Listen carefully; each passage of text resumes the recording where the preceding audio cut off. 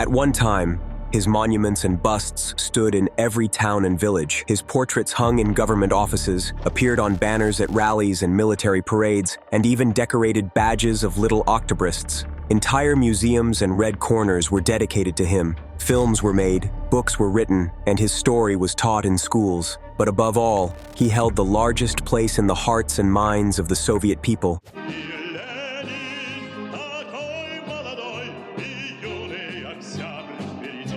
He never personally killed anyone, at least history doesn't record such cases, but with a single stroke of his pen, he could destroy lives, sending tens of millions of Russians, Ukrainians, Belarusians, and people from other subjugated nationalities to their deaths. He promised land to peasants, factories to workers, and a happy socialist future for everyone. Instead, he brought looting, terror, and devastation. In propaganda, he was portrayed as a kindly old man with a wise and slightly mischievous smile who had an indescribable love for children. Дети – частые спутники Ильича. Он бесконечно рад, когда может уделить им внимание, подарить горячую отцовскую ласку. But if he had truly been a good grandfather, the Bolshevik pack he led would never have seized power. Высоко подняв над миром зажженный великим октябрем факел социализма, советский народ, ленинская партия идут по верному пути к цели, построению коммунизма. Friends, welcome to the documentary project. Today's topic is especially intriguing: the centenary of Vladimir Ulyanov's death, known as Lenin. Lenin, the man who once seized power in the Russian Empire through a military coup and unleashed the red Bolshevik demon for decades.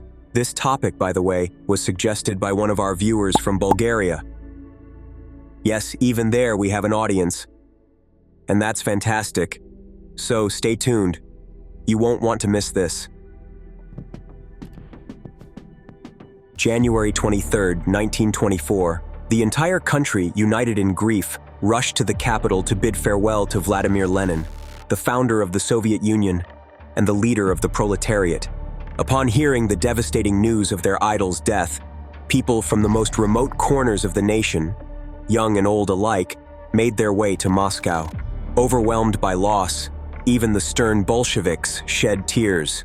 Люди шли бесконечным, нескончаемым потоком, в торжественном молчании, нарушаемым время от времени рыданиями.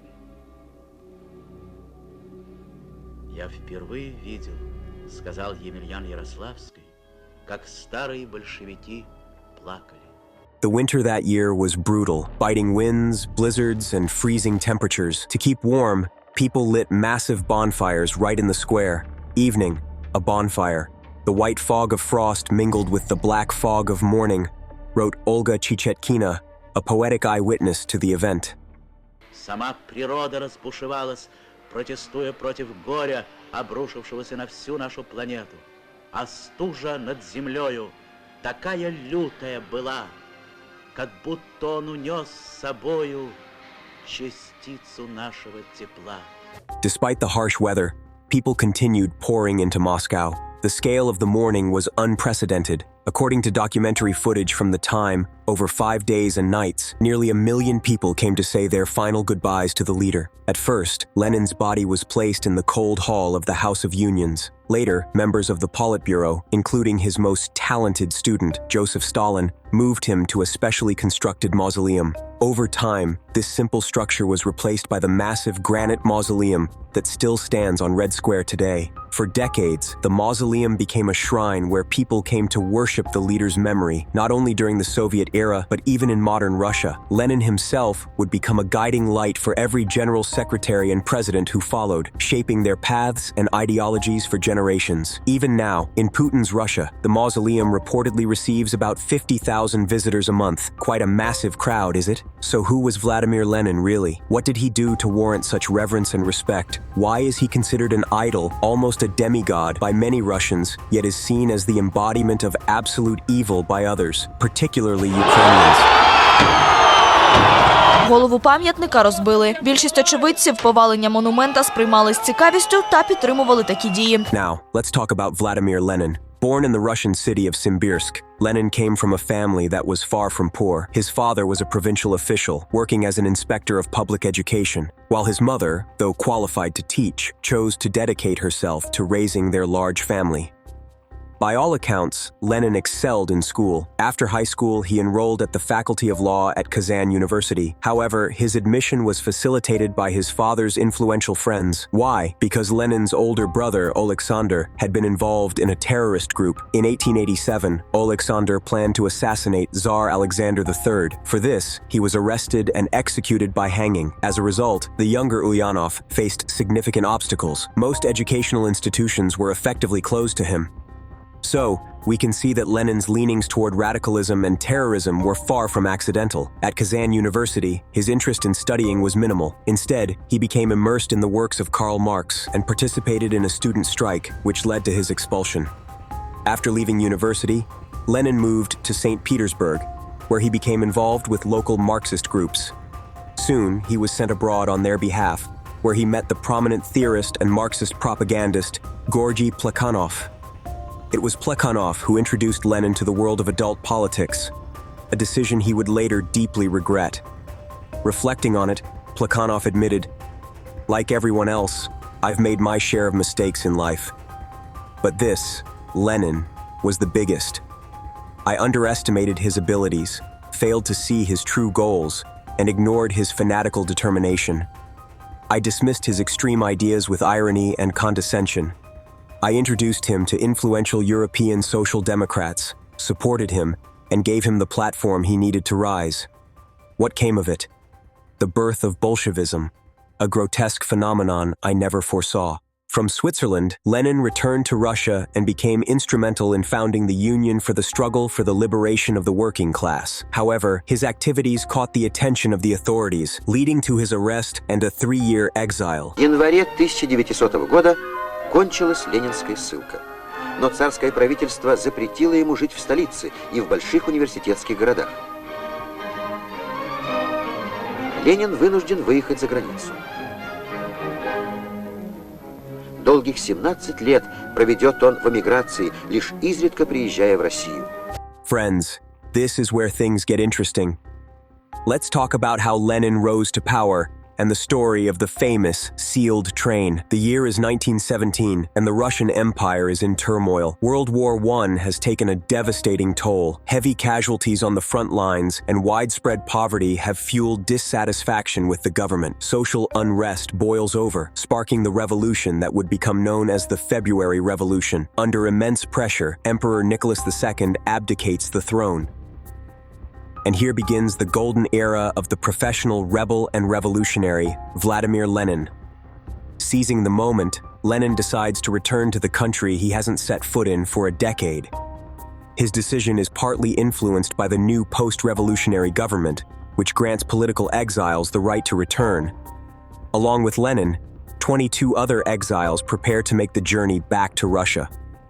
Their route home starts in Switzerland and passes through Germany. Imagine, it's April 1917 at Zurich train station.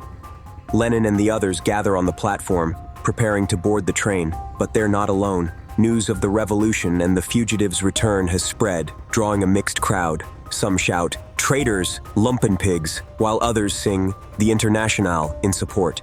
The train first travels through Germany. Certain point, Lenin and his group are transferred to a special sealed train car. This car is unlike any other, completely isolated. No one is allowed to enter or leave. Accompanied by 2 officers of the German General Staff, the group is ensured safe passage through war-torn Germany. But here's the twist. This wasn't just a coincidence. The sealed train was deliberately provided by none other than Kaiser Wilhelm II. His motivations were far from altruistic. By helping Lenin escape his Swiss exile, Wilhelm hoped to further destabilize Russia, fanning the flames of revolution for Germany's own strategic benefit. Berlin's calculation was simple. The Bolsheviks were expected to destabilize Russia, forcing the Eastern Front to collapse right in the middle of World War I. By this time, Russia had already overthrown the Tsar. The provisional government was in charge, but no one suspected that yet another upheaval, a coup, not a revolution, was looming in the fall. This event wouldn't just change Russia, it would reshape the entire world. and Lenin would be at the center of it all. Friends, in just a moment, we'll continue with how these events unfolded. But first, don't forget to subscribe to the channel if you haven't already. Hit a like or leave a comment to support us. So, Lenin returned home, and this event would later prompt Winston Churchill to famously remark, "The plague bacillus was being transported in the sealed train into the Russian Empire." When Lenin's train arrived at the Finland station in Petrograd, thousands of people were already waiting for him. News of his return had spread rapidly. On the platform, an honor guard stood at attention. As Lenin stepped off the train, a military band played La Marseillaise. The head of the guard formally reported his arrival. The square outside was packed with over 10,000 workers, sailors, and soldiers. Torches lit the night, and banners waved as the crowd chanted, "Long live Lenin! Long live Lenin!" Море людей, море знамен. И на всю Россию звучит призыв вождя. Да здравствует социалистическая революция. A worker lifted Lenin onto an armored car, placing him in the spotlight. With his arm outstretched, he appeared larger than life, almost like a giant. There, Lenin delivered a speech about the cherished dreams of humanity and the role of revolution in achieving them. The crowd listened, as if hypnotized. No one could have imagined that the horrific Red Terror would begin soon after, or that many of those present would not survive to see it. Back in Russia, Lenin called for the overthrow of the provisional government and the start of a proletarian revolution, where power would belong to the Soviets and the workers. He championed populist ideas, nationalizing banks, transferring control of factories to workers, and redistributing land to peasants. His vision was a Soviet republic, a so-called socialist paradise on earth. These slogans resonated deeply with a struggling population. After all, they promised that those who were nothing would become everything. With such promises, the Bolsheviks transformed from a small fringe group, whose leader had recently been in exile, into a significant political force. By October of the same year, they seized the Winter Palace and all strategic points in Petrograd. Lenin declared that all power in Russia now belonged to the Bolsheviks. We'll continue in a moment, but here's a fascinating note. As later confirmed by declassified documents, much of the unrest in Russia at that time was generously funded by Germany. These revelations came to light after the collapse of the USSR, exposing the names of individuals who had been actively engaged in espionage and working to dismantle the empire's state system. According to some estimates, Berlin provided the Bolsheviks with at least 100 million marks. To put that into perspective, at the time, 50 million marks was equal to 9 tons of gold. The main administrator of these funds was Israel Gelfand. Using just 23 typewritten pages, he meticulously detailed how a coup in Russia could be organized with foreign support. His documents outlined methods for financing sabotage and overthrowing the government. Historians believe it was Gelfand who connected with Lenin in Switzerland, provided him with financial support, and arranged his transit through Germany to revolution-torn Russia. Lenin became the only Russian revolutionary leader who openly accepted German assistance. After the Bolsheviks seized power, Lenin, in a move that pleased Berlin, withdrew Russia from the Entente, a military alliance with France and the British Crown. It wasn't just money that Germany provided. The Germans also supplied the Bolsheviks with weapons and dynamite. Some of the funds were used to create Bolshevik media, which played a critical role in inciting class hatred. For instance, the Bolsheviks launched their main propaganda newspaper, Pravda, using German funding. They understood that gaining power required winning over the soldiers, and they executed this strategy brilliantly. In April 1917, the Bolsheviks published the first issue of Soldier's Truth, with an initial circulation of 75,000 copies. At their peak, the Bolsheviks distributed up to 100,000 newspapers daily, targeting soldiers and peasants. This meant that nearly every company in the massive 12 million-strong Russian army received at least one Bolshevik newspaper. Каждодневно разъяснять миллионам, что только переход всей власти к Советам даст мир народам, землю крестьянам, нациям право на самоопределение. Размах агитации и пропаганды растет. И большевистская правда находит путь к сознанию народа. And so, the people were deceived, the government was seized, and this pattern would continue from the first days of Soviet rule until the very end. Lenin headed the Bolshevik government, the Council of People's Commissars, and immediately began an aggressive policy of conquest. Just 2 months later, in December, Ukraine's attempts to assert autonomy were met with an ultimatum. If Kiev did not recognize Bolshevik authority within 48 hours, it would be considered a declaration of war. Armed groups led by Muravyov then entered Ukraine, unleashing terror. Ukrainians in cities like Odessa, Kharkiv, and Kiev were subjected to killings, torture, and looting. The brutality was so extreme that eyewitnesses compared it to the Mongol Tatar invasions. The Bolsheviks truly employed medieval methods. In Kharkiv, people were skinned alive. In Poltava, priests were impaled. In Katerinoslav, victims were crucified and stoned. In Odessa, officers in chains were roasted over slow fires or submerged in vats of boiling water. One of the darkest episodes occurred in February 1918 in Sevastopol, remembered as the Bartholomew's Night of February 23rd. Furious sailors spent the night looting, assaulting, and killing locals. Many prisoners in the city jail were executed, including so-called anti-Soviet conspirators, Black Sea Fleet officers, Crimean Tatar activists, priests, officials, and intellectuals. The bodies were loaded onto trucks and taken to the pier, where a barge carried them out to sea. Stones were tied to the corpses before they were thrown into the water. This isn't fiction or exaggeration. Detailed records, diaries, and even photographs from that time have been preserved, documenting these horrors. It's 1917, and we find ourselves at yet another site of mass execution of so-called enemies of the people. In Ukraine, Muravyov gave free rein to his soldiers, allowing them to loot entire cities and impose harsh tributes on the residents. He called it a contribution to the needs of the Revolutionary Army. For example, he extracted 50,000 rubles from Chernihiv. Later, he demanded 5 million rubles from Kiev residents, and in Odessa, he held the wealthiest citizens hostage, demanding a ransom of 10 million rubles. The brutality didn't stop there.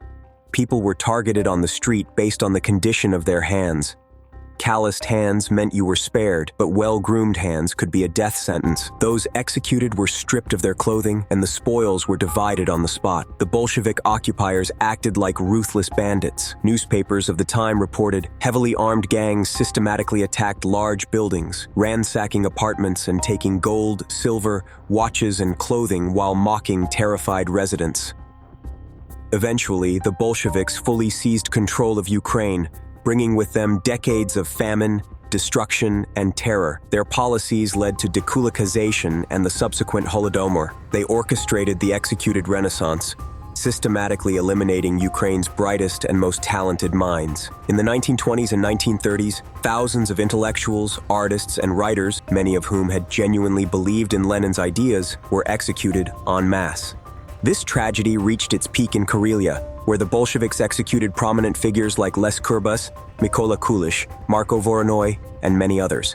Speaking of terror, let's not forget an incident involving Lenin himself. On August 30th, 1918, Lenin held a rally at the Michelson factory in Moscow. As he was leaving the venue, he was shot multiple times. Shortly after the incident, socialist revolutionary Fanny Kaplan was detained as a suspect in the shooting of Lenin. Meanwhile, the wounded Lenin underwent immediate surgery. This event provided the Bolsheviks with a pretext to unleash what would become known as the Red Terror, the mass extermination of social groups that the Bolsheviks labeled as class enemies. To formalize this campaign, the Council of People's Commissars issued a special decree in September, making the Red Terror the official policy of the Soviet government. The All-Russian Emergency Commission, or Cheka, headed by Felix Dzerzhinsky, was tasked with implementing this brutal policy. It was during this time that Lenin and his associates pioneered the concept of concentration camps, which later evolved into the infamous Gulag system.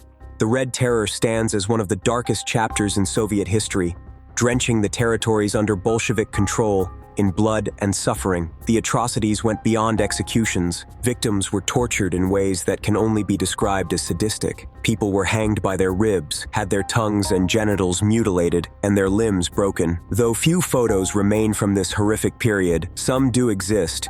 One particularly grim episode involves the execution of Emperor Nicholas II and his family. Look at this haunting photograph. It shows the last Russian emperor with his wife, 4 daughters, and youngest son, Alexei. In the middle of the night, they were taken to the basement of the Apatyev house and executed by gunfire. Those who survived the initial shots were finished off with bayonets. The brutality didn't end there.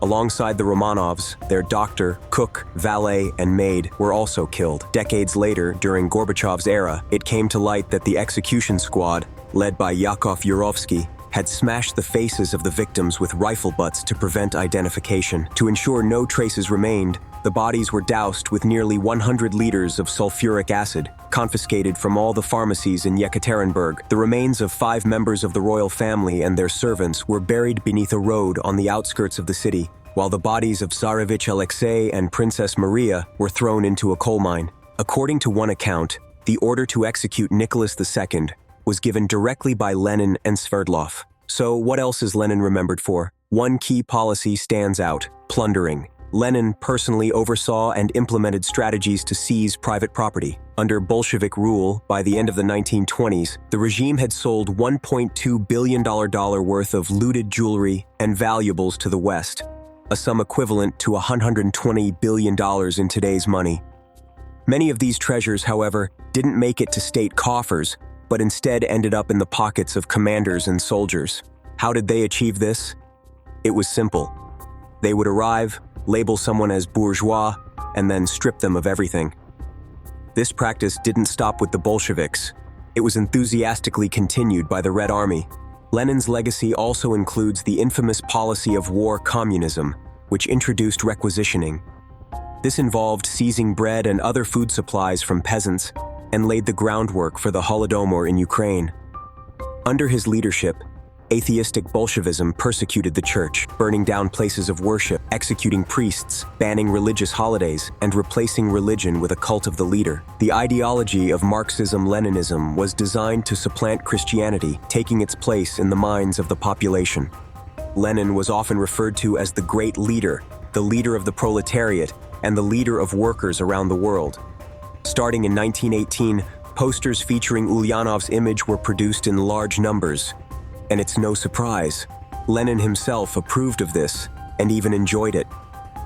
During his lifetime, 2 towns were renamed in his honor: Leninsky near Tsaritsyn and Ulyanovka near Petrograd. In 1922, Lenin oversaw the creation of the USSR, a regime that would not only reshape the world, but whose consequences we still grapple with today. However, Lenin didn't enjoy his rule for long. He passed away in January 1924 at the age of 53. The cause of his death remains a subject of speculation.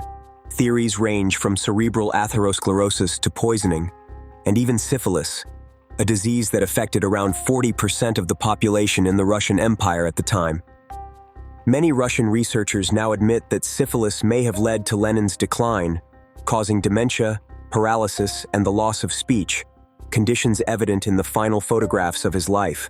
Friends, this was the Documentalist Project, and today we talked about Lenin and his ideology, the very thing Ukraine is fighting against today. Once again, they are trying to bring communism, Bolshevism, terror, and looting back to Ukraine. But Ukrainians are fighting for their right to live freely, so take care of yourselves. Believe in Ukraine's victory. See you next time.